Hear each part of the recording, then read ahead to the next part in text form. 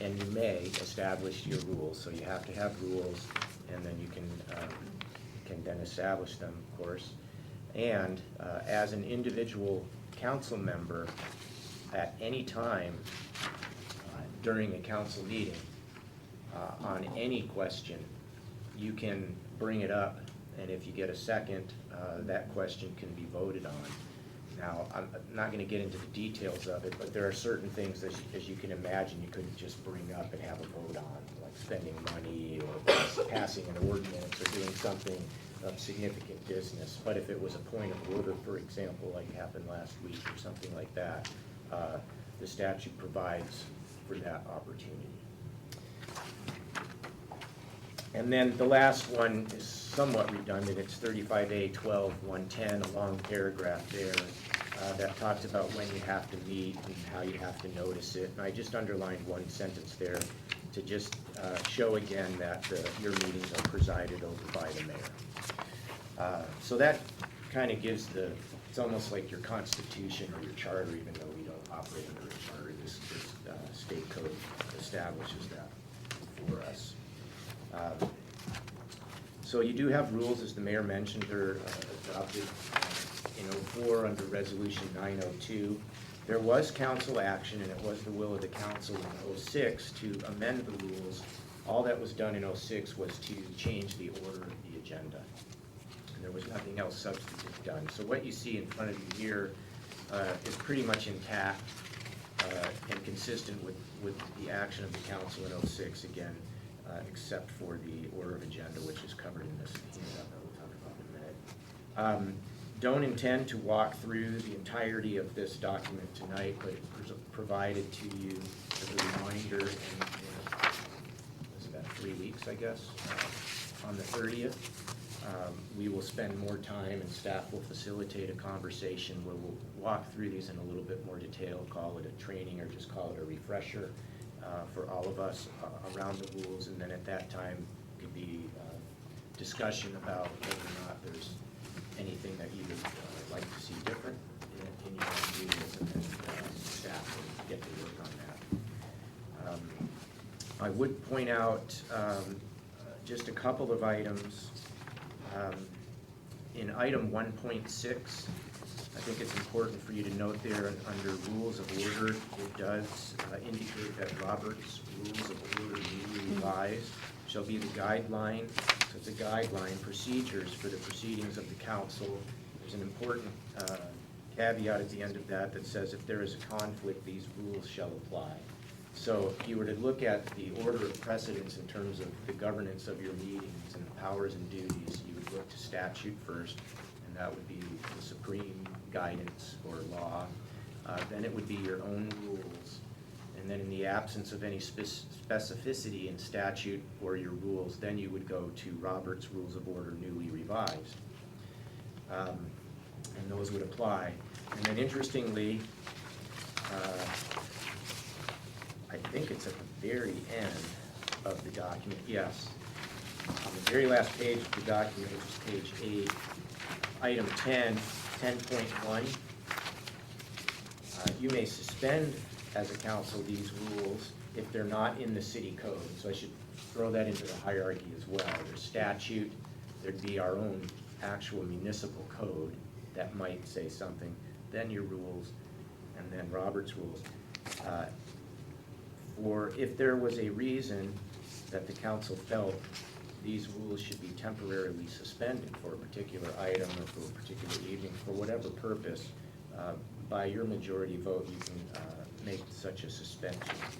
And then, of course, you can amend your rules following the proper process, pretty much like the ordinance. And then finally, on this piece of my comments, there's information in the rules that talks about motions and votes. It's in section 5. And we had some conversation at the last meeting about extensions and what's the significance of an extension and what does it do to vote counting. And as we reviewed these rules, we noted that you have established basically 2 scenarios under which an extension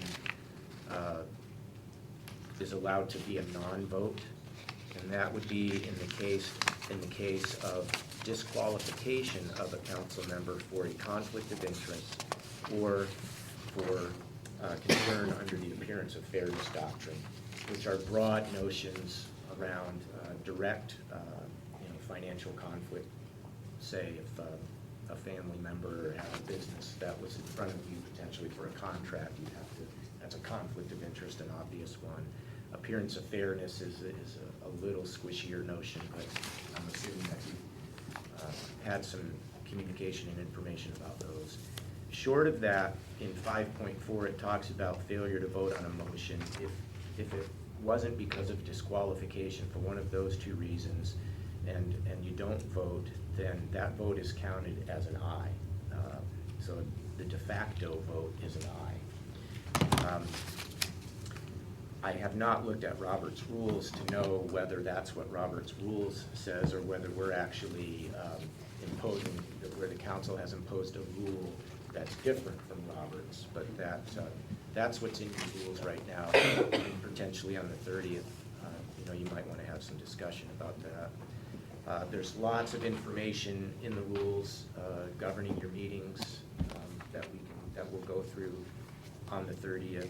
There's an appendix, which is really tips. The mayor has a lot of discretion in terms of setting the agenda under the order of business that's established by rules. So the actual order of business is established by your rules. But rules around public comment, you say in here 3 minutes. The mayor can add to that as he deems appropriate given the circumstances of a given issue or a meeting. So the limiting to the number of speakers at the last meeting was not an inappropriate thing in and of itself. However, that can be questioned and different direction could be taken by the council as we've discussed. Workshops are treated a little bit in here, but not with the kind of specificity that you find for your regular meetings. And I think that's just in deference to the fact that they're informal work sessions. That might be something for us to look at. And then very briefly at the end, and I know you'll have 3 weeks basically to look at this before we touch on it again. The order of agenda, there's not a lot of distinction. The first column is what is currently in effect in terms of your order of business. What you approved in '06, but that did not get consummated, if you will, by signature, so it's not in effect, is what's in the second column. Kind of what's been happening in 2010 is in the next 2 columns, and what we are recommending as staff and the mayor in terms of an adjustment to your rules, just to kind of solidify the order of business, is in that last column. So on the 30th, we can talk about that in more detail. Not significant changes there from the first column to the last column. However, you do note that a few things have been, moved around for flow of the meeting. So I think that's my comments, just introducing the topic, clarifying a couple of those points from last week, and look forward to walking through these in more detail on the 30th. If you have anything